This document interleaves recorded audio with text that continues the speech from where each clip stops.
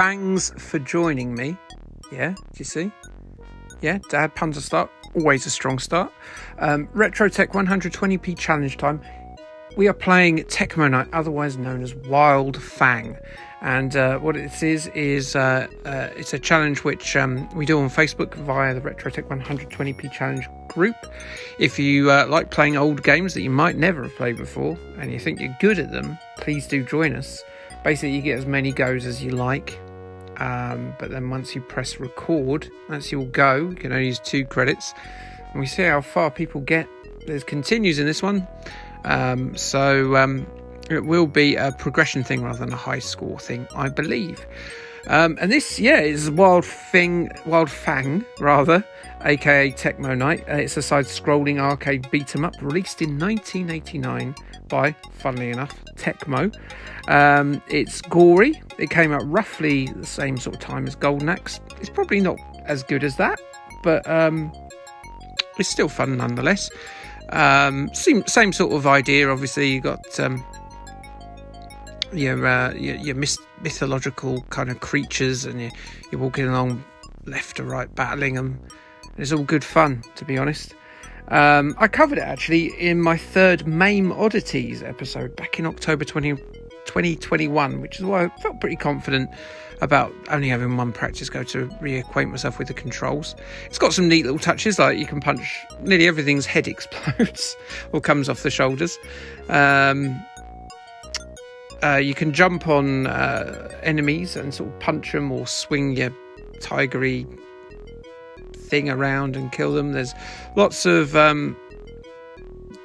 damage that can be done to enemies via hazards on the stage, which I always like. And you can switch between using the tiger there, as you can see, and you might have seen him already, the big fella giant, and occasionally you'll get to be a dragon as well. And here's me fighting a gorilla. It's not the Genital Facts because I've already done gorillas, and we'll get to that in a minute. Real Generic Demon rightly pointed out that it is good for me as it's packed with animals. So what I've decided to do, because it's got so many animals in it, but I think I've covered most of the individual animals in there, is that I'm going to do data to do with bestiality, because this man is clearly a fan of animal husbandry, this Beastmaster here. I better tell you as well, this didn't come out on any consoles at all. Right up until very recently on things like the Switch and PlayStation downloadable shop. So yeah, and there you are on the dragon there. So yeah, I'm doing bestiality facts because I like making my internet history an apparent issue. I like leading MI5, or whoever deals with this sort of thing, down a dark path, and then finding that I've done nothing wrong. Or have I? I haven't. These are compiled by a Dr. Jenny Edwards from her studies in 2015. 17% of Danish vets have suspected a human has interfered some way with an animal. 56% of male sex offenders and 55% of female sex offenders have considered sexually assaulting an animal. 38% of child sex offenders and 11% of rapists have had sexual contact with an animal during their time. 29% of inmates arrested for pornography offensive have also had animal porn found in their stash. That's some very sort of straight facts there, which I've given you. You may have noticed my first credit went there. A little while ago, actually.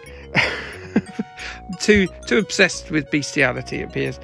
I think I have got something a little bit more darkly humorous, which is I don't know why someone decided to share this with me.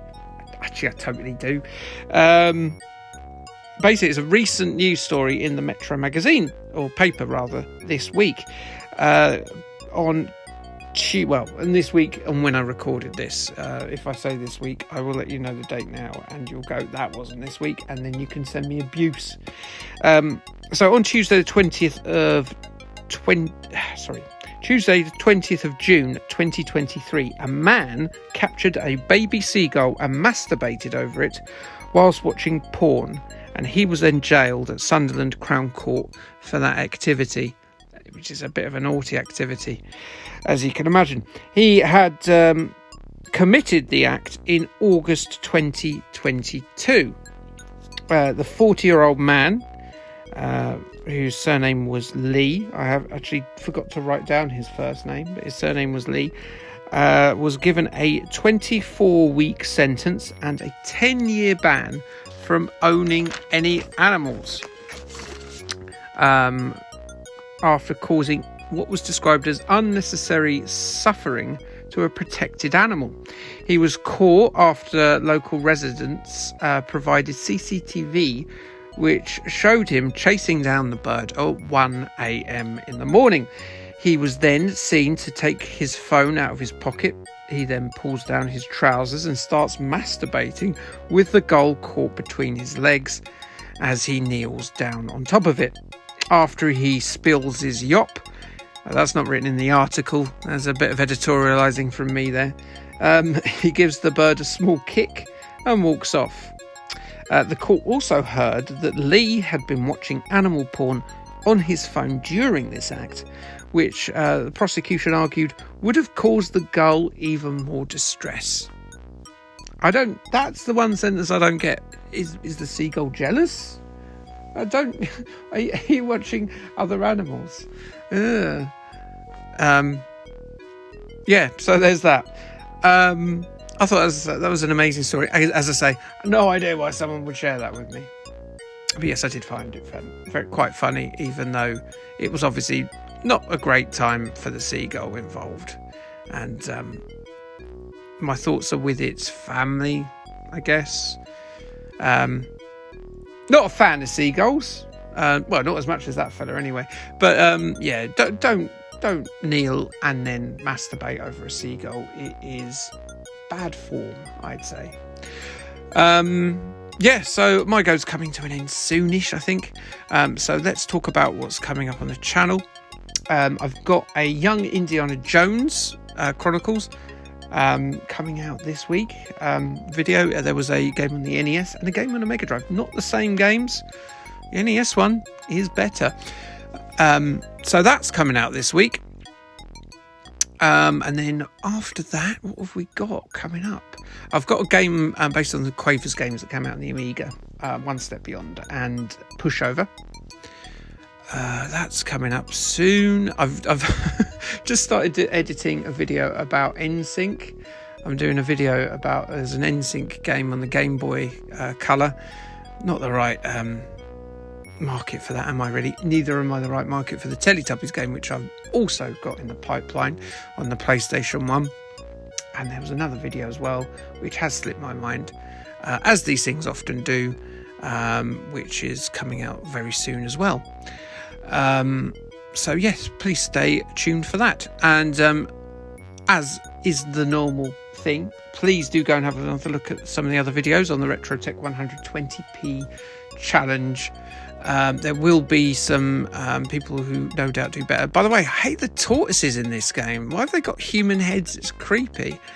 But yeah, there will be some decent challenges in this. I think this is one of those games, if I was to give you a tip, walk very slowly across the screen and don't try and the golden axe trick of trying to hit multiple creatures with your one blow. I don't remember that in Golden Axe. You could hit, if you slashed your sword, you take out many creatures. In this, it only seems to pick up damage on one, and the other enemy characters will twat you with sword or axe or whatever they've got.